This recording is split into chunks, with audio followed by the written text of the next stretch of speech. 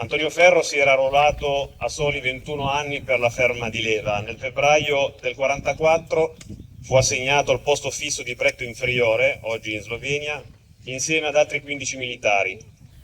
Tra questi vi era anche Primo Americi, un padre di famiglia che aveva lasciato la moglie e 5 figli piccoli per compiere il proprio dovere, che oggi, dopo questa cerimonia, e grazie all'Associazione Nazionale Carabinieri, ricorderemo scoprendo una targa collocata alla stazione Carabinieri di Crespino. Il loro compito era presidiare una centrale elettrica strategica. Nonostante il territorio fosse sotto la diretta amministrazione tedesca, i carabinieri continuarono a svolgere la loro missione istituzionale seguendo le direttive di Roma, mantenendo fede al giuramento prestato, nonostante le evidenti difficoltà ed incertezze sul proprio destino. La tragedia di Malgabala è maturata nel violento clima di guerriglia e rappresaglie tra truppe tedesche e partigiani sloveni. La sera del 23 marzo 1944, in risposta ad un'azione tedesca, i partigiani sequestrarono 12 carabinieri.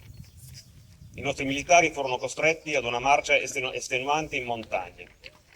Il 25 marzo raggiunsero un rifugio a Malgabala, oggi dopo il confine sloveno. Lì si consumò l'orrore.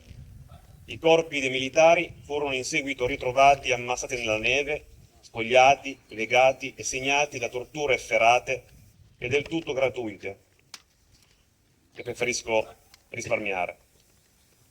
Dopo decenni, dopo un lungo silenzio che ha ammantato anche altri sacrifici avvenuti in quel contesto e nonostante l'archiviazione dell'inchiesta per l'impossibilità di identificare i colpevoli, nel 2009 lo Stato ha finalmente riconosciuto il loro sacrificio, conferendo ai 12 carabinieri la medaglia d'oro al merito civile.